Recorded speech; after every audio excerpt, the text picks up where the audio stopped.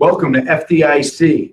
We're here at Google Hangout today with PJ Norwood, and we're going to start off with Captain Mike Dugan, retired from the New York City Fire Department, contributing editor of Fire Engineering, and on FDIC advisory panel. First, we'd like to thank TenCate Fabrics. That's what makes this show possible. TenCate Fabrics goes into many different turnout gear, no matter what brand you have, the chances are TenCate is protecting you. And TenCate also has a large focus on natural fibers. And that's something that concerns firefighters because of the risk of cancer and also the inherent fire-resistant ability of natural fibers. We're going to start off with Mike Dugan. First, thanks for coming on to the Google Hangout today. And we know as firefighters, one of the most challenging fires we'll face is a high-rise fire. And even if you work in a smaller community, a 5 or 6 story building, the main problem at any high-rise fire is getting firefighters air and logistics of bringing bottles up. In New Haven, we've had 2 fatal high-rise fires in the last 2 years. It's something that's a high-risk, low-frequency operation, something you're only going to go to once a year in most smaller urban cities, but you have to be prepared. And they're so labor and manpower or staffing intensive. So we're starting to learn about a new procedure, kind of like a standpipe for air. Yeah. And PJ and I really want to be educated about this because we know you're kind of on the ground floor with this, Cap. So if you can kind of walk us through this. Well, FARS, Firefighter Air Replenishment Systems, made by Rescue Air, is a standpipe for air. It goes in the building and it has, depending on your department, can have bottle fill stations. It can have just quick connects to plug into the staircase. It is a fit in the building, in the staircases, where on certain floors, it can be every other floor, every 4th floor, depending on how it's laid out. It can be air to refill your cylinders quickly. In line of duty deaths, we have found a lot of times the firefighters run out of air in high-rise buildings. The other thing in high-rise buildings is who is going to be bringing the air for your people if you're up on the 20th floor. I mean, in New York City, they're building buildings now, residential's 94 floors. You're gonna have people 94 floors in the air, residential. Nighttime fires in there. We normally bring it on the second alarm. Well, how long till the second alarm companies get there? And even we transmit the second alarm. We don't have, then you've got to bring bottles. We don't have that air supply for these initial people. Putting an air system in the stairwell is a brilliant idea, in my opinion, because we have water. We need 2 things to fight the fire, air and water, and of course our personnel, our firefighting personnel. If we take away the water, the fire doesn't go out. We take away the air, the fire doesn't go out in the firemen, for the firemen. Or we take away resources, we're gonna have a problem. So using our resources to funnel air into the building is not allowing them to be part of our firefighting family, not allowed to be part of that operational staff because they're taking bottles up. And then where do we put them? And you have to go down on the floor below and change the bottles. Being able to plug into this system and refill a bottle in seconds on the fire floor will buy you valuable time, especially if there are people in trouble. Well, I liked about the system, did a little research on it before coming here, because I know we're going to spend some time in the FARS booth. I know I'm going to be there Thursday at 3 o'clock a little bit. Frank, you're going to be there Friday at 11:30. So that, we're live at FDIC. That's booth 13133. So I spent a little time doing a little research. What I liked about it, Cap, is there's multiple options. Like you mentioned, you can put a bottle replenishment system, or if you have a mobile air truck, you can hook up the mobile air truck outside, just like you hook up your water supply to supply the system. Or you can actually have like a cascade system within the building. So there's multiple options. It's not, this is what you have, this is all we have. There's multiple options based on the size of the building, based on the budget available, and it's relatively inexpensive. We looked at some of the retrofitting costs. Less than $2 a square foot for retrofitting buildings. Less than $1 square foot cost for new installation in a high-rise building. It's a no-brainer for me, especially when you start looking at the cost of putting these buildings up, and you add another $100,000, another $200,000 to the tab is nothing for the price that, what it's going to do to help us and help us combat that fire, maybe protect that property a little bit more. Just protecting the, it's going to protect the investment of that property and the people's lives and also make our job a lot easier. Okay, so I'm understanding what you're saying. the fire department could have their cascade truck where the air is tested 4 times a year per NFPA. It's certified. We're in control of our own air. We're not relying on the building owner or the maintenance staff in the building. And that's one of the options, that the fire department take their cascade truck and feed the system the same way we feed a standpipe system for hose. Correct. From And my that is understanding. that is one of the options, but there also is an option where there is air in the system all the time to keep it, and it's fresh and it's monitored by Florence. It's monitored. So if there is any humidity in the air, if there is anything in the air, they get a printout and they send a tech right over there to find out if there's something wrong. There's a 24-hour-a-day monitoring system on that air to make sure that air is of quality that we can use, similar to a hospital's oxygen supply or something else, where the system is monitored. There's a cascade system. There can be switches from the cascade truck to the bottles, or from the bottles, which are initial, because again, the cascade truck in a lot of our departments doesn't get there until a little bit of time, and then has to sometimes build up the pressure in the system, start everything, but they can do a quick fill right into that and pump the system. It's really a no-brainer. I wrote a little piece on it. Why don't we know about this? Well, I think part of it is, people don't want to spend the money in the buildings, but what's the cost of one fireman's life? What's it going to cost us if we don't have that system in there? And we can go back to numerous fires in buildings where guys ran out of air. And I think it's just a no-brainer that we at least look at the system and try to get it into some of our legislative. It is in the appendices of the building code, and we're trying to get it adopted in some of the cities around the world, some of the larger places, to do this, so that we can get this in there, that it's required, because it is going to save a firefighter's life. Now, the system for the firefighter who's on the floor below the fire, or 2 floors below the fire, wherever you dedicate that you're going to do this filling station, how's the firefighter's bottle filled? Is it through the transfill port on the back of the SCBA harness? It can be. Okay. That's up to the department. They can also have bottle fill stations where they have bottles like the compressors we have, where you put them in, close the door, lock it, and it fills the bottles. You can also have that. The transfill would be the way I would go if I was mapping out a building, because it's a quick fill. It can be done that way. It can be done however your department wants to do it, whatever they want to do. But I think the best way is the transfill, the quick fill, so we can get them up, and it's a quick fill, and we can fill them relatively quickly and get them back into the service. And this is one of those cases where the technology is ahead of the standards, which is usually the case. So the transfill, when it first came out, everybody was worried about bottle failure, but we haven't seen bottle failures in the United States or Canada since we changed the technology with bottles. And when you look at bottle failures, because I know some people, even in grid situations and training, they don't want you to transfill on somebody's back. The bottle failures that I've been able to locate through research have been all based on some human error, a shop that's carrying a bottle in the back of a truck with oil and grease. And this was in the early 80s. So I think the technology is getting there where the standards are going to need to catch up with that. But so this offers that transfill capability, but it also, if you have one of those departments where they want to check every box, it also has a shield capability where you can put the bottle in, high pressure, shield it, and run your logistics 2 floors below the fire. Absolutely. Or wherever you put the fill stations, depending on the location of the fire, might be 4 floors below or whatever else, but there could be a fill station every 4 floors. So, I mean, you might want to not be using the direct floor below, so you might go down 5 floors, but it's adaptable to the buildings, to what your department wants in the buildings in your response area, and what everybody is comfortable with in your area. And it's just great technology. It's going to save lives. Absolutely. Absolutely.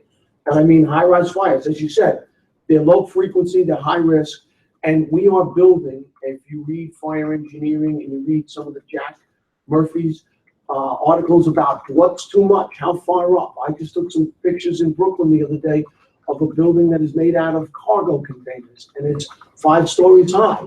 PJ wrote an I article know about he that. did. We have them in New Haven popping up everywhere. Everywhere.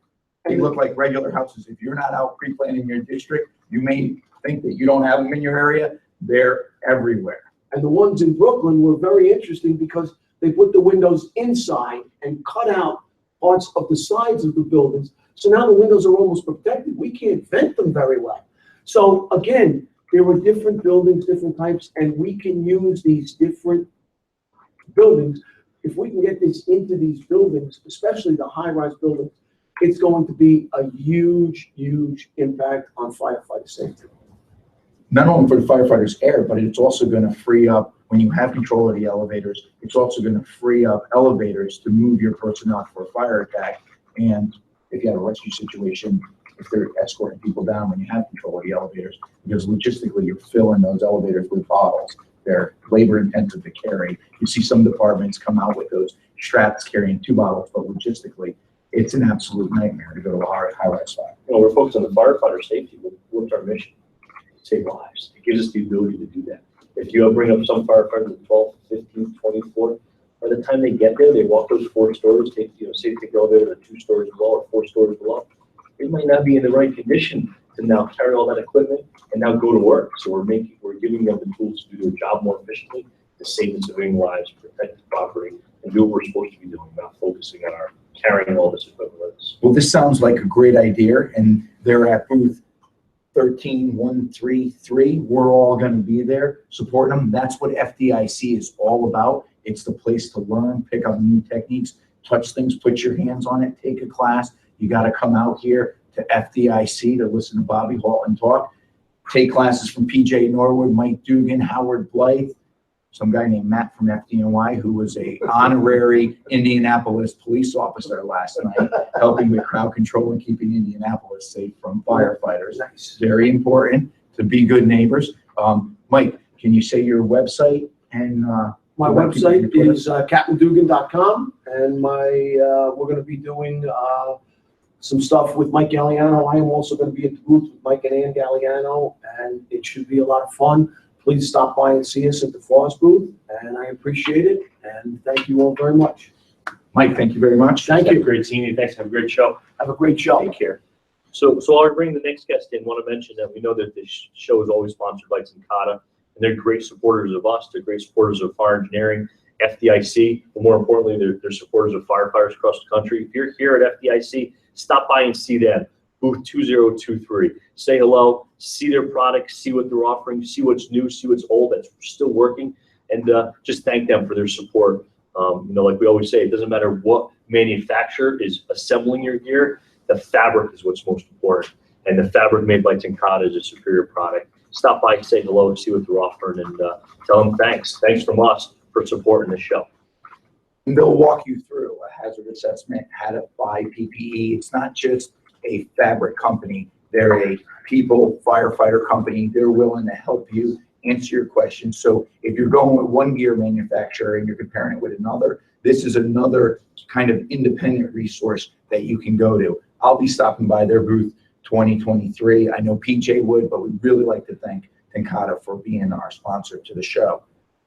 The next guest we're going to bring on is Howard Blythe, because he just walked in the room. He's in his Sunday finest. And New York City firefighter, truck company extraordinaire guy. He's somebody who understands that if you just put up ladders on the building, the fire will eventually go out, right? The hell with those engine guys. If they give us big enough cans, we can disband every engine company. We saw that this morning in training minutes. So did you have an opportunity to hear Bobby Halton speak this morning? Yes, yes. Phenomenal. Glad I made it, yes. He brings it. I don't know how Yes, he he does it time after time again. You see one of, Chief Halton's keynotes, like, it can't get any better than this. And a year later, you come back, it can't get any better than this. And every year, he outdoes himself. The most prolific fire department speaker, and I'd put him up against any politician to deliver a speech and make you stand on your toes, bring a tear to your eye, and motivate you to go forward and do the right thing. Well, the group of politicians we have, generally speaking now, it's not hard to beat, so, Now, you're here at FDIC, but you're Yes. also proposing a book, just in Yes. case anybody knows. And Yes. what's the title of the book that you're proposing? It will be an aerial operator certification book. So it's in that vein. It'll go with, I'm sure it'll be released with a pump operator book as well. So we're moving in that direction. It's probably a good amount of time out still. We're still in the production phases, if you will. So we haven't refined it fully yet. So that's to be coming. So looking forward to that, and it's a great opportunity, and it's a great staff of people to work with. It's phenomenal. It's going to be a great resource. Are you teaching a class here? Yes, I'm teaching this afternoon, strategic and tactical principles for aerial apparatus operation. I mean, it's an hour and 45-minute class, a very broad topic for an hour and 45 minutes.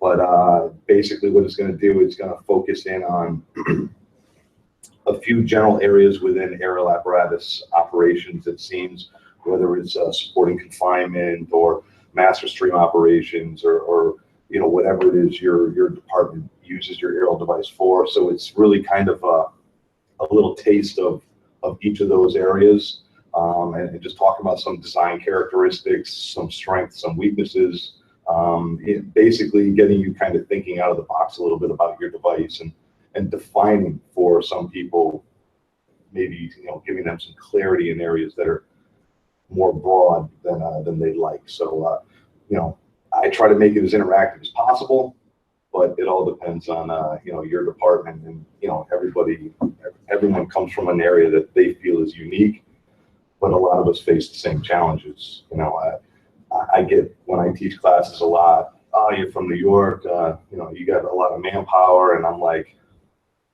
I pull up to a fire, that's like herding cats. Those guys are gone in like 5 seconds. I'm by myself setting this thing up just like somebody who's riding with 1 or 2 people on an apparatus. So, you know, we still face a lot of the same challenges. So in all actuality, I would argue that, you know, more rural settings actually have tougher challenges when it comes to these particular devices than I do in a more urban setting.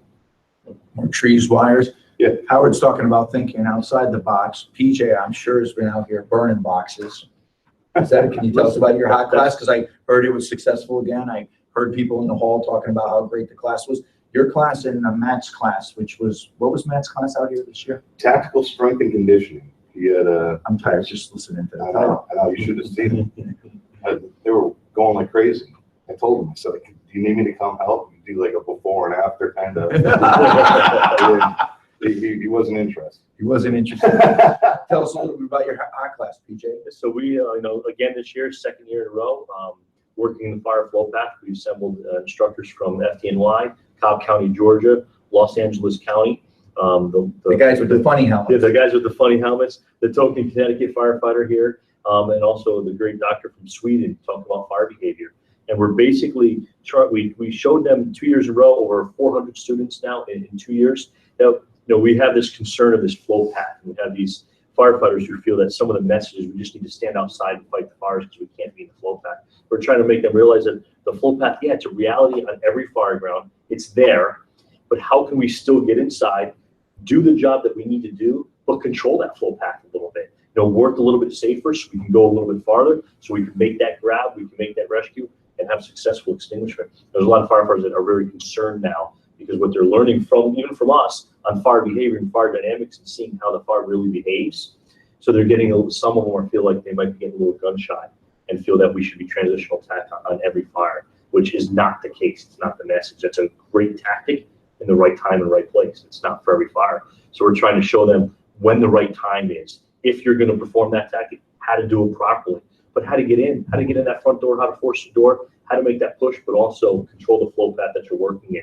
If you're on a truck or if you're searching, like I know you guys do in FDNY, you're searching without a hose line, right? You're ahead of that engine company, right? Mm-hmm. How do you isolate yourself, still search effectively to protect the members so you can continue making that search to find those victims? So we're trying to show firefighters that, yeah, flow path we need to be worried about, we need to be concerned about, but there's good things we can do on the fire ground to keep ourselves safer so we can still do our job on the inside of the building. So you heard PJ Norwood say it right It should here. be good. Circumstances dictate action. And we know that there's a lot of controversy. I tend to be on one end of the spectrum. A lot of people put PJ on the other end of the spectrum, but people don't realize we have a lot more in common than we have different. And it's circumstances dictate action.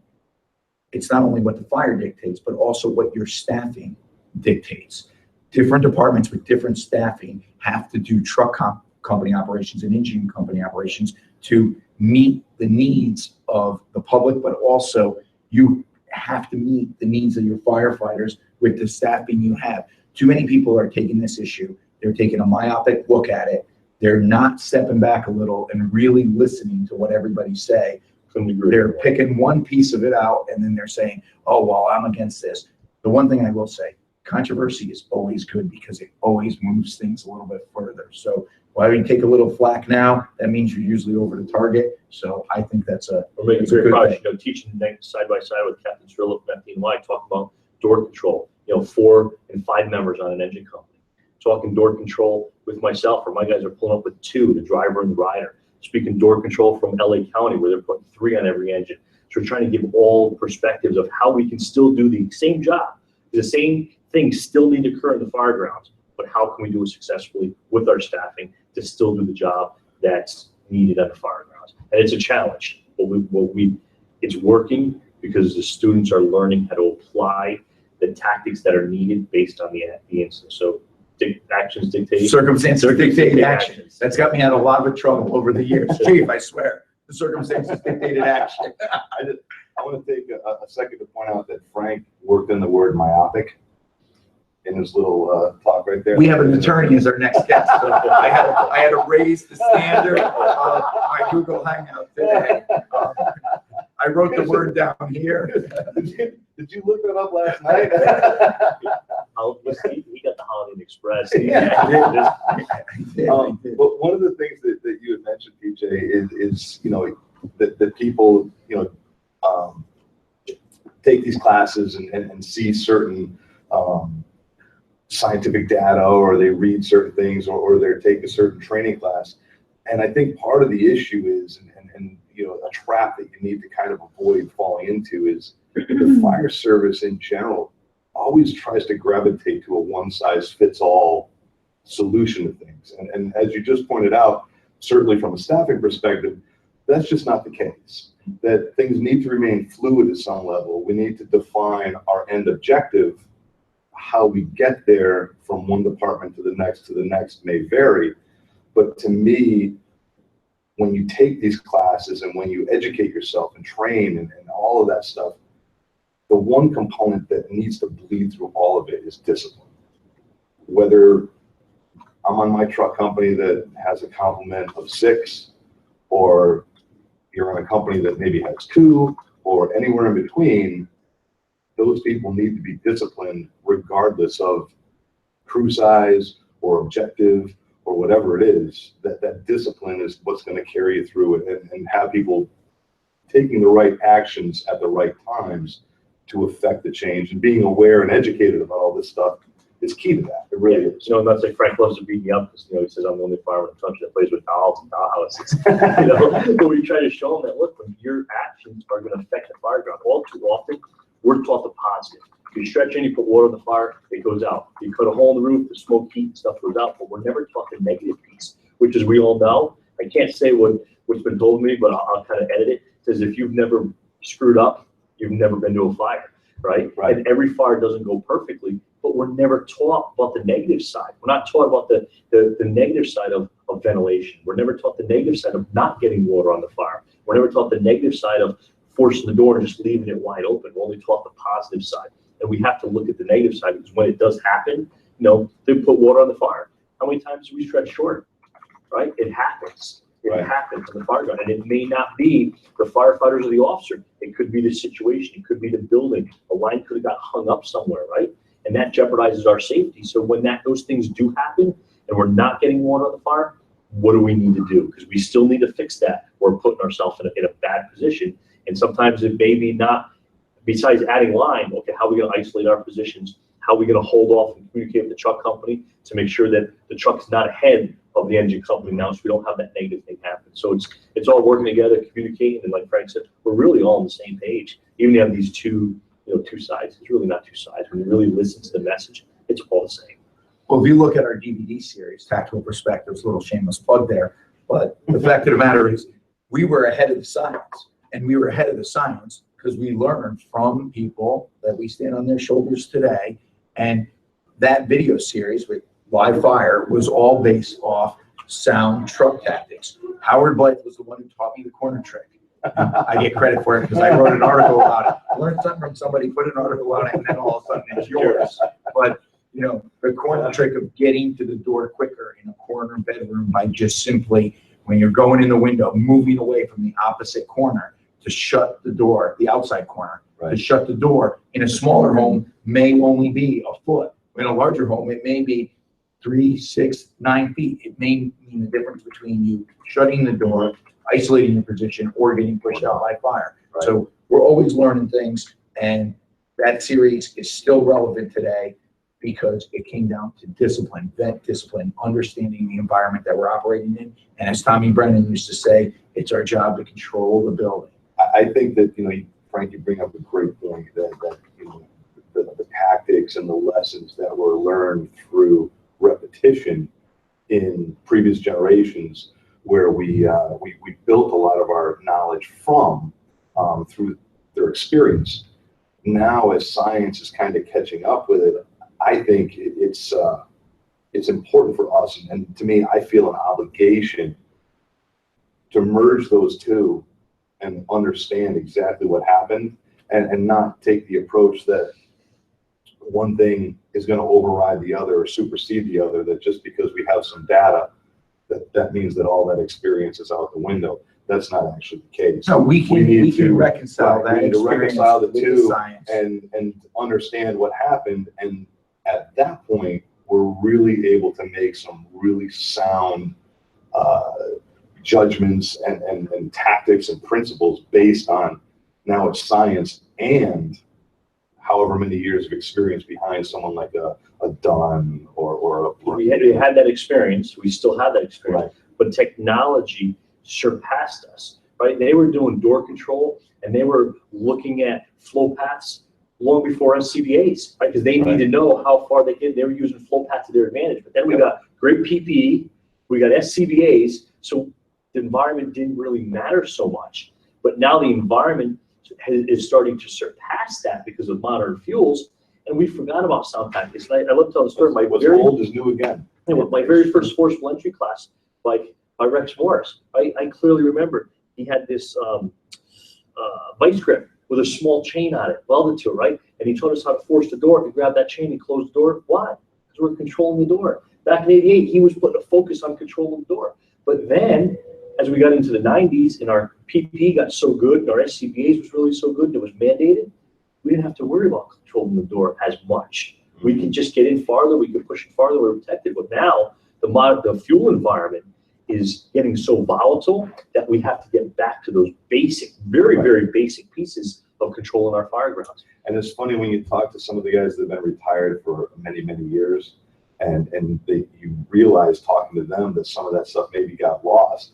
They actually look at you funny, like, when did you guys stop doing that? And, you know, it's just time goes by, and like you said, you need to get back to those things. Well, you need that experience, you need that good experience, because sometimes in the fire service, we get away with doing something wrong 99% of the time, and it doesn't bite us. That 1% of the time, you get jammed up. So you go off this base of experience, it becomes the norm. Right. You value the threat, and it's very rare for a firefighter line of duty death to be catastrophic. There always seems to be incremental little failures that culminate into that line of duty death.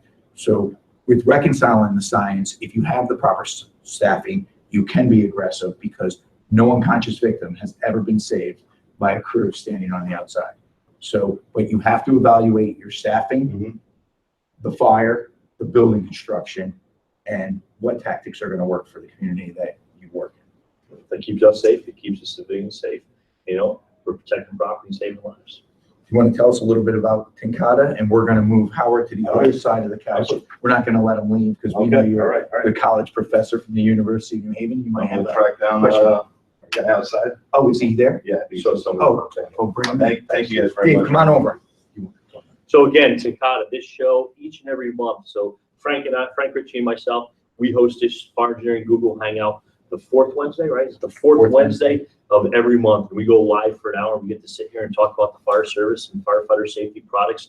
But thankfully, we couldn't do that without the fire engineering platform, for one. But even more importantly, is the sponsor of Tincana. So they're here with us at FDIC. So if you're visiting FDIC this week, hopefully you're watching the show, but that's kind of a double-edged sword, because if you're watching the show live right now, that means you're not in a classroom. It means you're not out there learning. So hopefully you're watching it this evening, right back in the hotel room. Not in a bar. Not in a bar. And tomorrow, when you visit the show floor, you're going to stop by the Tincana booth of 2023, say hello to them, look at their products, see what they have to offer, and see what they're doing to keep us safe. Before we get into Dave, I'd also like to thank Shannon and Scott, the people that make this whole thing completely possible. So we really appreciate Shannon, sometimes out of her living room, sometimes out of the office in Oklahoma, and firefighters working technology is just bad things happen. She always tends to fix it. So for Scott Nelson and Shannon, we really appreciate everything that you do. And I know she's gonna adamantly refuse, but when we end the show, she's gonna come out from behind the camera and say hello, because we want our viewers to see Shannon and give her a chance to be on this side of the camera for a couple minutes. So we got to do that before we finish tonight. I think that's a great idea. She's as red as the fire She truck is starts as red now. as the Yep, fire this is truck. gonna be fun.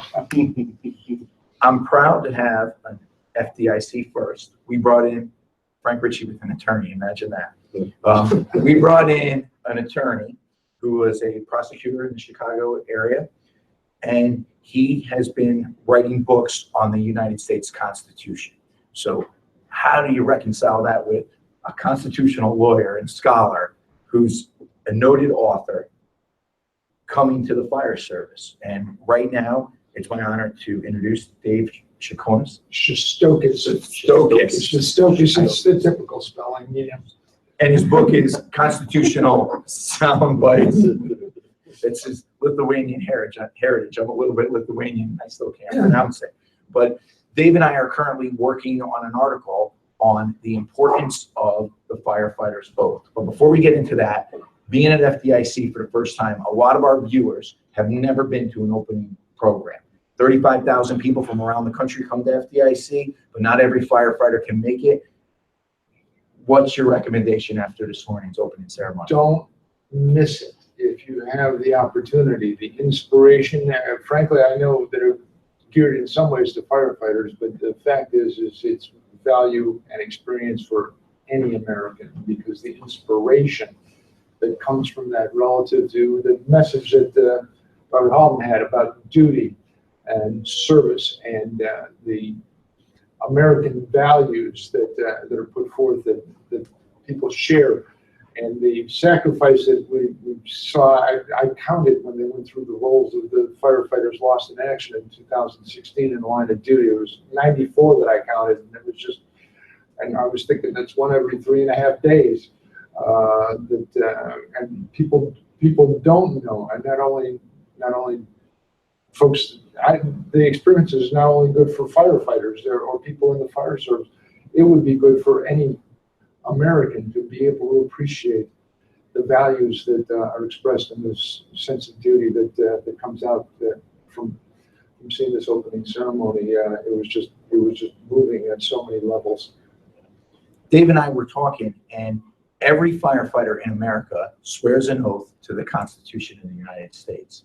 And we were going back and forth, and it said, well, wouldn't it be great if they understood what was in it? You're going to swear an oath to something. You're going to protect your community. But besides your 12th grade civics class, or if you happen to take a college class from Howard Blythe, where I'm sure he's big on the United States Constitution, you're just not getting it. And you're reading a text that's based in the 1700s.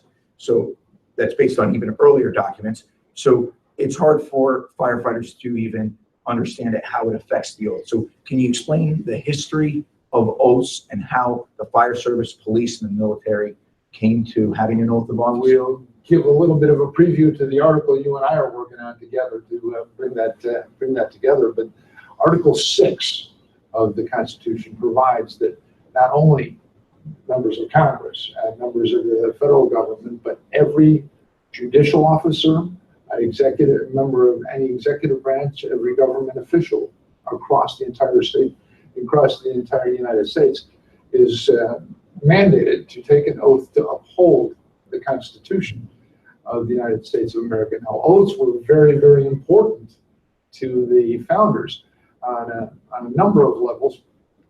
not the least of which is back in the 18th century, people do solemnly swear. Sometimes they put their hand on the Bible. Sometimes they finish it up with "So help me God." But to those guys, when they said an oath, that also meant not only a promise to the community, but a promise to their worship, their God. And the penalty for not following your oath was not only the reprobation of the community. There's a word like myopic, right? There you go. Something like myopic. Not only the disdain of the community, and not only the loss of honor, which was certainly a big thing to the founders, because honor was all they had. And when they did, they challenged you to a duel. That's what PJ Norwood and I are going to do later on today. Yeah, they would do that. In fact, sitting vice president killed a former secretary of the Treasury, and that we mentioned that in the article, as a matter of fact. But they would challenge you to a duel. But how important it was is not only did you have the earthly problems of not following your oath, there's a good chance you're going to go to hell, because you had made a promise not just to you or not just to your community, but also to your God. And so it was a very, very serious business. And as the societies become more secularized, I think people have forgotten that that's an element of the oath-taking aspects of the combination. And now the Constitution requires that for a number of reasons, not the least of which is back in the 18th century. When people talked about their country at the founding of their country, they didn't talk about the United States. They talked about New York. They talked about Virginia. When John Adams said "my country," he was talking about Massachusetts. And so there was a need to bring together and create a single country, as opposed to having all these countries in a loose confederation. And one way of doing that was to see to it that every officer of a government entity in the United States of America took an oath to uphold the Constitution, in addition to the additional matters that are covered in the various oaths of office that firefighters take. There was a unifying factor in terms of building a single country by having everybody take a similar oath to uphold the Constitution. That was certainly one of the elements, was bringing the country together to create a single country. And so there's a number of things that we're working on that piece. And so I'm kind of excited that you asked me to participate in that activity, because there's an analysis there. I was a prosecutor. When I became a prosecutor, I raised my hand. I took an oath to uphold the Constitution of the United States, and at that point the state of Illinois as well. And so I've taken 4 or 5 oaths because I'm an officer of the court. But I don't know if, generally speaking, if that's part of the training, but you guys are members of the executive branch of government. And that's a specific situation regarding Article 6, is that members of the executive branch of government are to take an oath to uphold the Constitution. You guys execute the law in many instances. Depends on the department, depends on the state law. Sometimes you're even special peace officers in some circumstances. Sometimes special investigators. And so I don't know if you think of yourselves as members of the executive branch of government on a regular basis, but that's in fact what you are.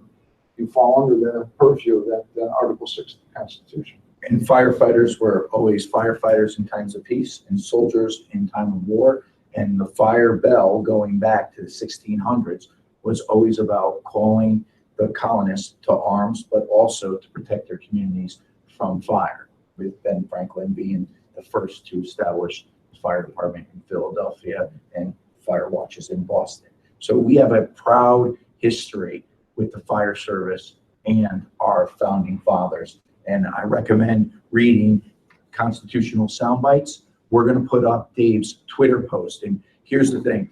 It's not like a real arduous read, a real daunting read. Your Twitter posts are phenomenal. For a firefighter with attention deficit disorder, you can actually grasp what's going on, good quality stories. It's kind of like a Bobby Halton story. You get a little historical context, but then you kind of understand what's going on. So I encourage everybody to check out the book, Constitutional Soundbites.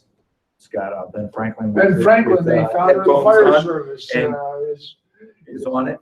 is on there. Front and center. I'll tweet out the link. PJ will tweet out the link. We'll have Shannon, the new minister of propaganda, behind the curtain there. She'll be sending it out, but we really want to appreciate and thank Dave for coming out to FDIC and sitting down with us today. Thank you so much for the opportunity. I would just go back to the beginning of the talk. Anybody has the opportunity to be part of that opening ceremony, to see that, I would encourage anybody that it's really almost a once in a lifetime experience. It was so moving. Well, thank you, Dave, and thank you for your service to the country and everything you do. PJ? We're gonna bring on Matt. We might have the good prosecutor swear Matt in because he was doing law enforcement functions, keeping Indianapolis safe last night. So while Matt's coming in, remember, if you'd like to call in, the guest call-in number is this for the radio show, though, isn't it? We don't have a call-in number. So if you want to text in your questions, it's going to be #FETalk. So if you'd like to ask any of the members on the panel here, or if you'd like to ask Frank Rye a question or make mention of FDIC regarding this show, #FETalk, and we'll get to that. We have about 20 minutes left of the show, so get on Twitter and get it done. It's an honor to introduce Matt. Matt's been a longtime hot instructor, hands-on training instructor for FDIC with Howard Blythe, keeping Howard out of trouble. But this year, you kind of went away from that and you started your own hands-on training class, something that every firefighter needs. Can you tell us a little bit about your experience teaching here at FDIC for the first time in this capacity, being in the lead role? Like I said, we were out here for the last 5 years, and we kind of saw an increase in the fitness world nationwide, and here at FDIC, the Firefighter Combat Challenge and so forth. So I kind of saw the writing on the wall. They're doing fitness-oriented lectures, and we decided to put in a proposal for the hands-on tactical strength and conditioning. So I was organizing a program. It's my first year of ever taking the lead, and I was also studying for the TSAC certification, which is Tactical Strength and Conditioning through the NSCA, National Strength and Conditioning Association. So I'm trying to put together all that. So it's a new experience for me. Yeah. This job is not about how hard you can work. It's what you can get done after you're tired. And physical fitness is critical to firefighter health and safety.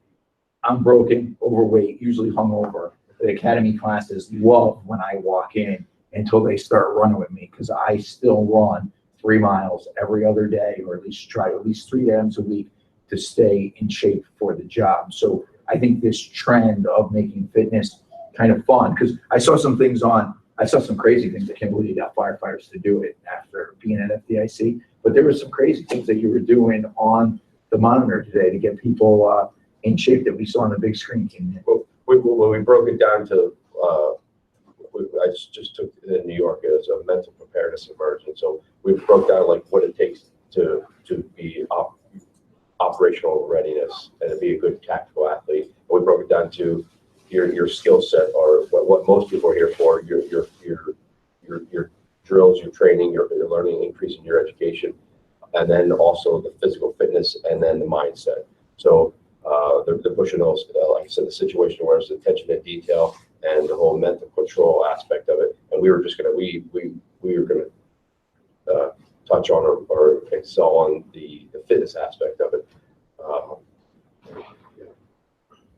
And to remind all our viewers, the Courage and Valor run is Thursday night.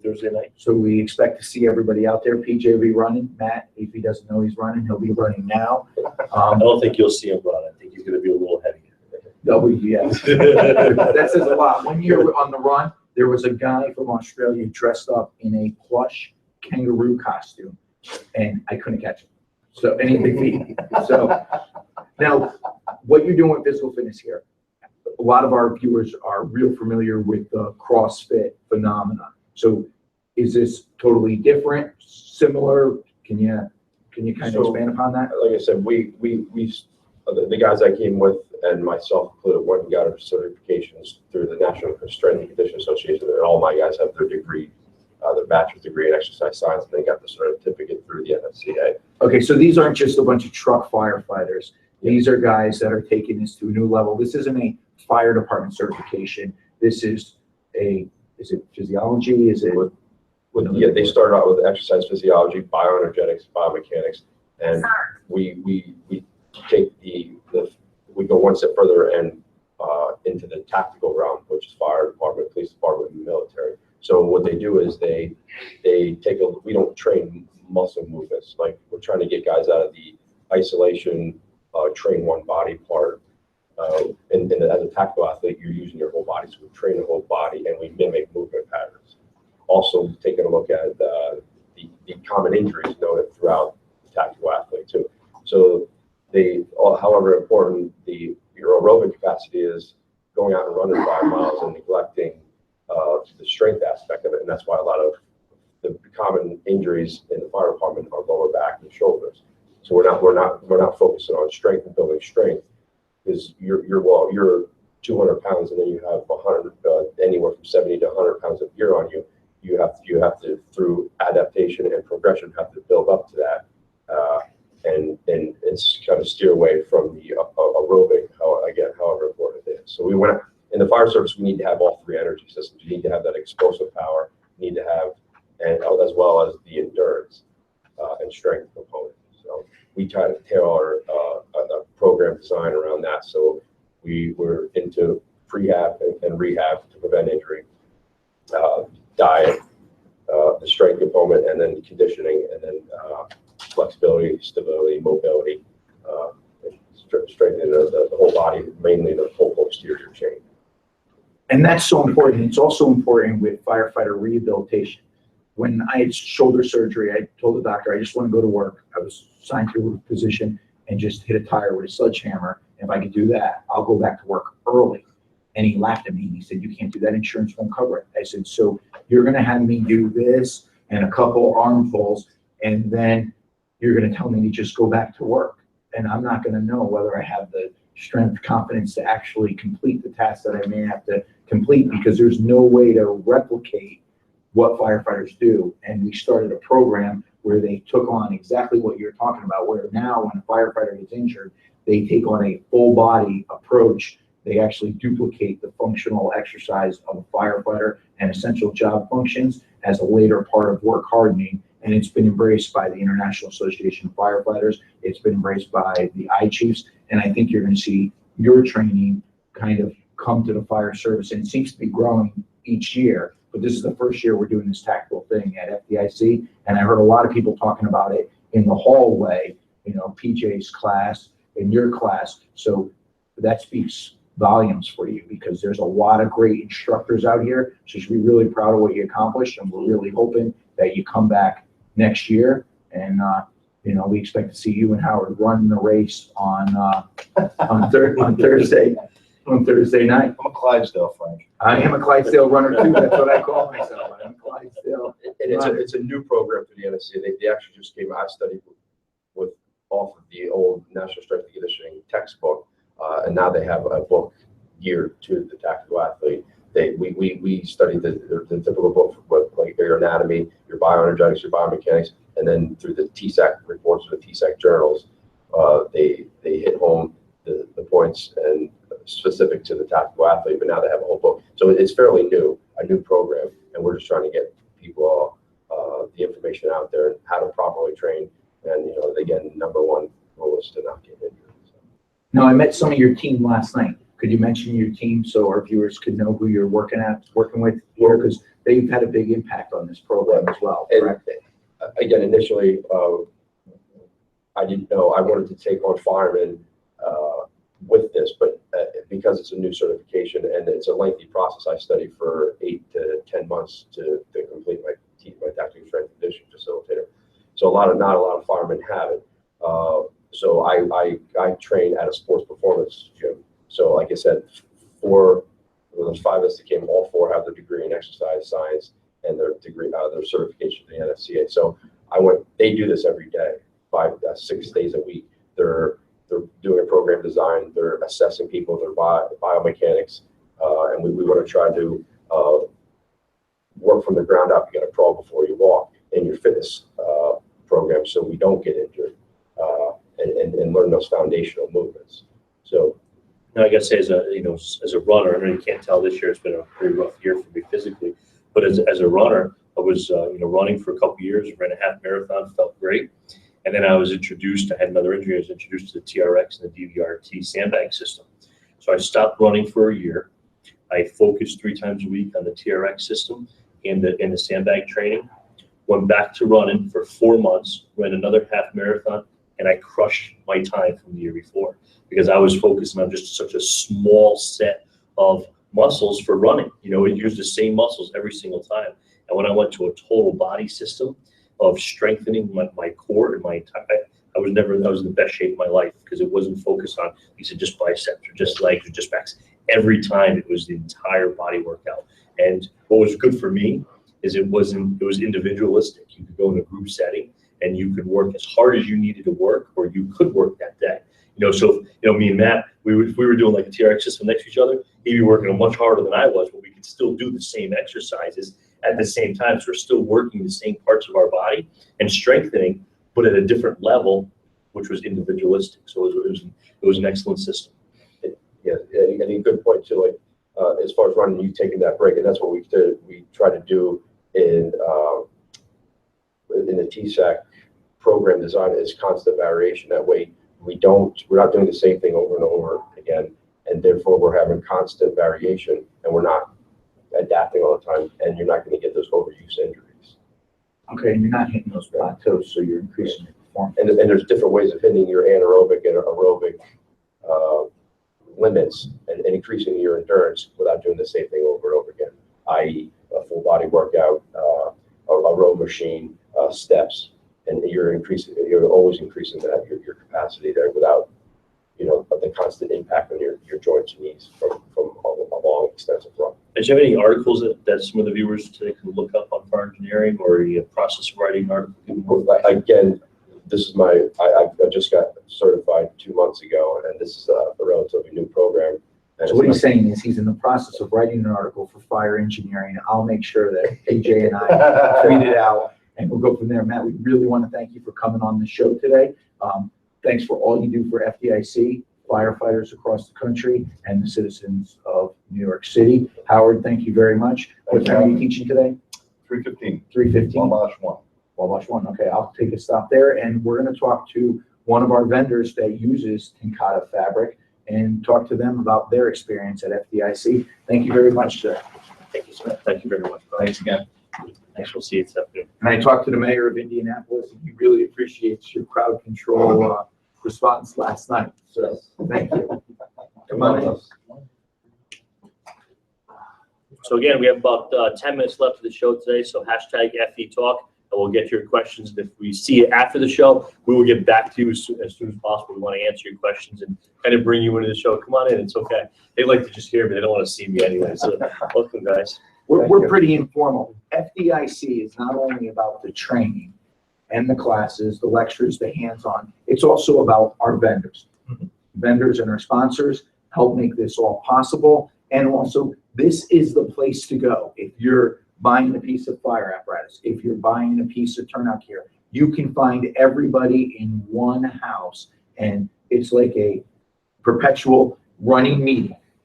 Day after day, our vendors are so busy, but we have Intertech here, and they got some new things that they're releasing here at FDIC. If you could introduce yourselves really briefly, and let's get right into some of your new products that are out there to keep firefighters safe. All right. Well, myself first, I'm Stefan Roos. I'm the R&D coordinator for Intertex. I've been working at it for 5 years. And before that, I was working for Honeywell, Spirion, and Securitex. Okay. I'm Jerry Barrett of the Northeast Regional Manager for Intertex. I'm also an advocate of the National Fallen Firefighters Foundation. Terrific. Thank you for that. Thank you very much for all your work. So what are you bringing to FDIC this year?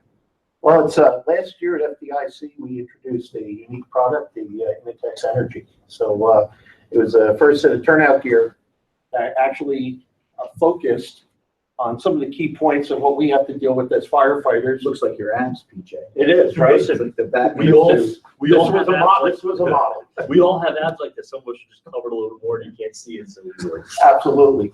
So we realize that, one of the things we have to deal with, cardiac stress, heat stroke, heat stress, cardiac related incidents. So the energy, when it was released, is the set of turnout gear that actually introduced the concept of airflow. So it's actually closed cell foam wrapped in Kevlar. And what this did is created channels of air between the firefighter and his gear to have increased circulation. The year that it actually has been out on the market, and before we brought it to the market, we actually had 2 years of development with 2 career departments that we worked with, Danbury, Connecticut, and Laredo, Texas. We've had a very positive feedback coming back on it. Some large departments recently have signed on with us, the city of Charlotte, and also the city of Austin with this product. And we have a lot of wear trials going on over on the west side, as well as some up in the northeast. But this year, our big product launch is the Inatex Gray.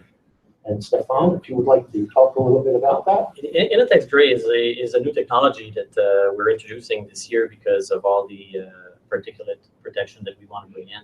Cancer's the big. Cancer is the big threat, and what we need to do is we need to protect firefighters more. In the last few years, at the NFP meetings, we've been talking about increasing protection, changing the standard, introducing particulate protection. There were a lot of debates. So what makes that hood different than the hood that I'm wearing right now? It's the fabrics that are being used. I mean, the outer fabric is a regular Nomex lensing, but the inner fabric is what's making it completely different. Basically, what we've got, if you actually put your hand in, you'll feel that it's softer. It does have a membrane in it to protect or to block the particulates from going through to your skin. On the inside, what we did as an other innovation is we use filament viscose inside. Viscose has a property of being very slick, so it's going to be easier to don and off. But now what our firefighters are asking at home is they're saying, because PJ's been one of the nation's leaders in getting guys and girls to wash their hoods. Yeah. Because you get all those byproducts of combustion, and where is it? It's right on your neck. When you get a fire, you're sweating, your pores open up, you're sucking it in. Yep. And a lot of hoods can't be machine washed. You got to put it in a bucket of water. And we would like to say that everybody's doing that, but we all know the type A personality of firefighters. Can this be put in a wash machine? Yes, it can. Okay. I actually have samples. I don't have them with me, but we've washed samples up to 50 times without any change in the properties. And we're continuing until the fabric breaks. So it's probably going to be in the 100, 150 wash before it breaks. So after every call, by all means, just toss it in the wash with the outer shells or with the liners. It's going to get cleaned up, and it's going to be good as new the next time around. And what type of research or science is behind this? How have you evaluated this product? Well, He's got a Swedish accent. What more do Oh, you so it need? must be good, right? It must be good. He's Canadian. I'm sorry. That's all right. See, you shouldn't have called me out. You just go with that. Go with it, exactly. No, what we did is we took some proven technology that existed, that was tested by the Department of National Defense in Canada for years against particulate protection, and we've introduced it in hoods. We've modified it slightly and, well, significantly by introducing the viscose, but it's been tested by the Department of National Defense in Canada. We've also had the fabric tested to the NFPA 2018 edition, because I mean the standard is not being published, so we can't say that it meets the 2018 edition. It doesn't exist yet. But what we did is we did the exact same test. We hired the lab that's going to be doing the tests for NFPA, and we had the test run, and we had it run successfully. So we are blocking at about 98% of the particles and the particulates, and the standard requires a minimum of 90%. All right, so if somebody's at FDIC and they want to come check out your product, what's your booth number? 908. 908. So check out booth 908, and remember, gear's not just about color and cost. There's a balance there with thermal protection and heat loss. One goes up, one goes down. Gear specs are different for different parts of the country. PJ and I have gotten an education on this over the years. So the key is ask good questions, set up meetings, and make sure whatever you do that they take you out to dinner. We'd like to thank you for coming on the show today. Thank you. FDIC, I think you're going to have a great show. We appreciate all you do for fire engineering and FDIC, and we look forward to having you on in the future. Thank you very much for having us. Appreciate it, guys. Thank you for coming. Have a great show. We appreciate you. And thank you for what you do for the fire service. Thank you. You want to take us off? All right, that's it for this show for FDIC. We have our Sean Gray walking. Come here, sit down for a quick second. No, because you look pretty. Hey, actually, I gotta come. Want to join the couch? Join the couch. This is like Fox and Friends Kirby couch. So Mayor, I know text reps won't leave just yet. We got something else for you. Once we're done, we want to chat with you for a second. So we want to thank Sean Gray for sitting in here on the couch at FDIC. What class did you do this year? I'm doing Attack from the Burnside here in 1 hour. 1 hour. It's a great class. You won't learn anything, but he'll entertain you. And I've taken the class here before. It is a phenomenal class. It's one of those classes that we've asked to come back time and time again, showing you're a leader through the fire service. And you know the room number? Yeah, it's 234, 235. 234, 235. If you want to come hear me speak, I'm at Lucas Oil Stadium at room 34. I've been banished to the Outlands, but I'm looking forward to it. That's where they put the big guys. Yeah. That's why. They got to draw the crowds out there. So, All the big guys go But out there. check out Sean Gray's class. Check out PJ's class. That's the last thing for me. Shostokis, constitutional sound bites. I will be 2023. They make this show possible. Thanks to all the vendors and our instructors. And Shannon, once again, thank you for what Let's you do. come on, Shannon. Come on Come out on, here. Shannon. Come say Come hi on, to our Shannon. viewers. Shannon, you can't say down there. Slide up. That's okay. Okay, that's okay. It's They kind of understand. slide. I just talked to them. We just want to bring Shannon out here. Shannon runs our show every month for us. Now, we've mentioning Takata, Get you in know, here. all morning on their support as a sponsor, No. and Fire Engineering for giving us this platform. But we've done this show and we've watched Shannon on the other side, sitting in her living room at home, sitting in the office at Fire Engineering. We couldn't do this show without all the technology that goes behind it. We behind it. appreciate you Shannon, guys. Thank you so Absolutely. much for doing this for us Great host. every single month. We greatly You're welcome. appreciate it. So Thank thank you you. so much. So, okay, thank you. Have a great day, brothers, sisters. Thank you. Be safe. I'm demoing some of your guys here right now.